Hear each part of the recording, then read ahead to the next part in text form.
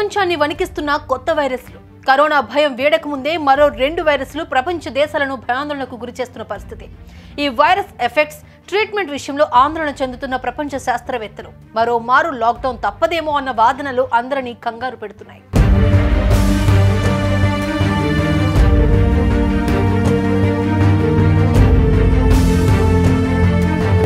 Corona virus ముప్పు నుంచి ప్రపంచం ఇంకా పూర్తిగా కోలుకోలేదు. మరోవైపు 2 కొత్త వైరస్లు ముప్పు ప్రపంచవ్యాప్తంగా వేగంగా విస్తరిస్తోంది.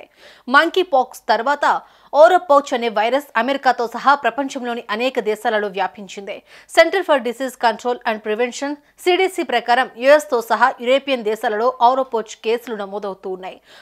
ఓరోపౌచ్ వైరస్ లో ఈగలు, దోమల ద్వారా వ్యాపిస్తుందని సిడిసి తెలిపింది. దీనిని స్లాత్ ఫీవర్ అని కూడా అంటారు. బ్రెజిల్లో ఈ జ్వరం కారణంగా ఇప్పటికే 2 మహిళలు మరణించారు. దీంతో ఈ వైరస్ ప్రభావం తీవ్రంగా ఉంటుంది అనే భావనలో ప్రపంచ దేశాలు భయాందోళనకు గురవుతున్నాయి.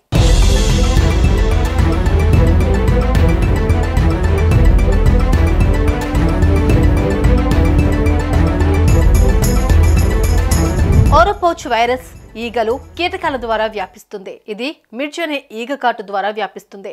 ఈ వైరస్ కొత్తది కానప్పటికీ దీని మొదటి కేసు 1950లో నమోదైంది. అయితే ఈ ఏడాది మరిన్ని కేసులు నమోదవుతూ ఉన్నాయి. సిడిసి ప్రకారం ఇప్పటి వరకు స్పెయిన్లో 12, ఇటలీలో 5, జర్మనీలో 2 కేసులు నమోదయ్యాయి. అదే సమయంలో Brazil, Bolivia, Peru, Colombia, Cuba దేశాల్లో ఇప్పటి వరకు 8,000కు పైగా కేసులు నమోదయ్యాయి. ఈ దేశాల నుండి ప్రయాణించే ప్రయాణికుల ద్వారా న్యూయార్క్, ఫ్లోరిడాకు కూడా ఈ జ్వరం వ్యాపించింది. ఓరోపౌచ్ వైరస్ కీటకాల ద్వారా సంక్రమించే వ్యాధిగా పరిగణించబడుతుంది.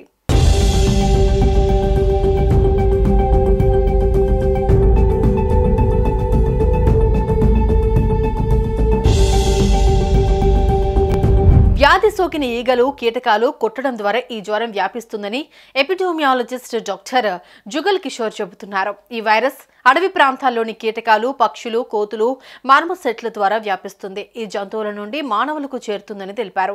ప్రస్తుతం భారతదేశంలో ఈ జ్వరం వచ్చే ప్రమాదం లేదని నివేదికలు చెబుతున్నాయి. ఈ ఓరోపౌచ్ వైరస్ ఇక్కడ చాలా తక్కువ కేసులున్నాయి. అయితే డెంగ్యూ వంటి ఇతర వైరస్ల పట్ల ఇంకా జాగ్రత్తగా ఉండాల్సిన అవసరం ఉంది. ప్రస్తుతం మలేరియా, చండీపురా నుంచి రక్షించుకోవాల్సిన అవసరం ఎంతైనా ఉందని centre for disease control and prevention CDC పేర్కొంది. ఈ వైరస్ కరోనాలా విజృంభిస్తే ప్రజలు తీవ్ర ఇబ్బందులు పడాల్సి ఉంటుందని, ఇది మళ్లీ లాక్డౌన్ పరిస్థితులకు దారితీసే అవకాశం ఉందని సిడిసి పేర్కొంది.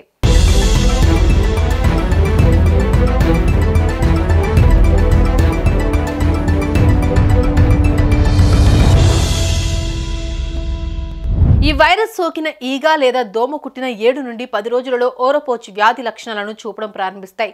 ఈ ఓరోపౌచ్ వైరస్ సోకితే తీవ్ర జ్వరం, తలనొప్పి, వికారం, వాంతులు, డయేరియా, బలహీనత, అలసట అనుభూతి, కడుపు నొప్పి, కీళ్లలో నొప్పి, శరీరంపై ఎర్రటి దద్దుర్లు వస్తాయి. అయితే ఈ లక్షణాలు సాధారణంగా 7 రోజుల్లో నయమవుతాయి. అయితే 70% మంది రోగులకు మళ్లీ ఈ జ్వరం రావచ్చని సిడిసి పేర్కొంది. ఈ ఓరోపౌచ్ వైరస్ నివారణకు ఉన్న ఉత్తమ మార్గం ఈగ, దోమల కాటు నుండి మిమ్మల్ని మీరు రక్షించుకోవడం.